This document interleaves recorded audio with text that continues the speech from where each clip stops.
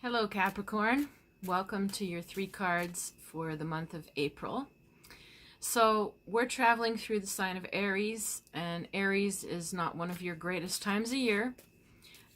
If you're beginning of Capricorn, so late December up to January, right now, end of March to beginning of April wasn't your hottest time. If you're in the middle of the month, towards the end of the sign, like you're the 15th, 16th of January, well, then it's 15th, 16th of April, not so hot. So just pay attention to that by the day you're born, and know that those days, if you're born the 8th, the 9th, then the 8th and 9th of April might be your sort of low energy or possibly conflict sometimes, and it doesn't always mean it's bad, but it just might be stressful. When it's not our ideal time of year, I sort of look at it as choosing your battles and maybe resting or laying low is the strategy. Then when things are working with us, we can be a little more bold. So first of all, you burn your sage. If you have any, you can burn it with me. Give yourself a good smudge. And we're going to ask Archangel Michael to remove anything in, on, or around us, no longer for our highest good. Take that all to the light. And doing the cards as well. So Mercury is direct again, but we're still absorbing the lessons that it brought us. So think about what you learned from the 5th to the 28th of March, pretty much the whole month of March. Think about what was going on and what insight you had, what things need to change or what you want to work on. Because from now until the 16th of April is the post-retrograde, where we integrate and try to implement. So now is an important time to be making changes based on the insight that you have. All right, let's take a look at your cards. So your first card is the King of Pentacles. Second card is the Prince of Cups. And the third card is the Wheel of Fortune. Okay, well, you've got 2 male figures around. They don't always have to be male, by the way. Think about more the qualities of the personality than whether it's male or female as I'm talking. So the Knight of, or the King of Discs, or Pentacles, is a solid, reliable, grounded, providing type of male. He's got his armor, he's got his horse, he's got his tools, he's got his armor, his shield, he's got his land.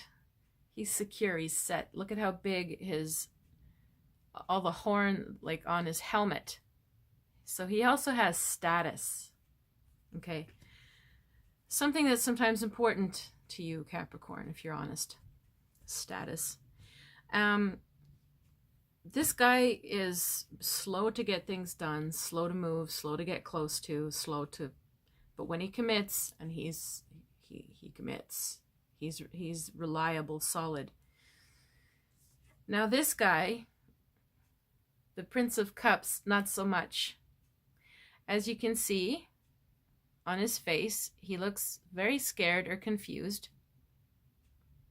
If you see, he's looking at his cup and the snake in his cup.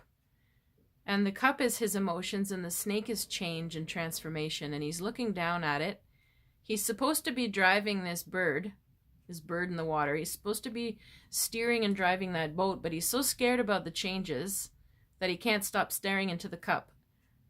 And then he's making all these waves behind him. The water was clear ahead, and now he's making waves. So because he's so afraid of his emotions and of change, he's actually causing more problems than what was there before. But the Prince of Cups is a very nice guy.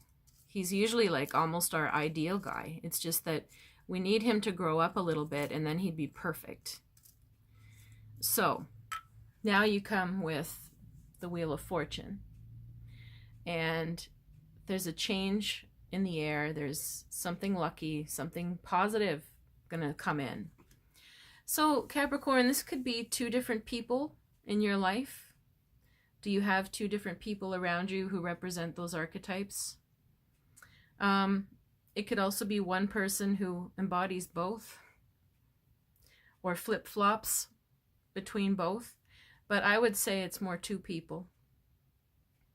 And the feeling I'm getting is with the Wheel of Fortune is that there's something, it's like the wind is blowing a bit of a break coming your way.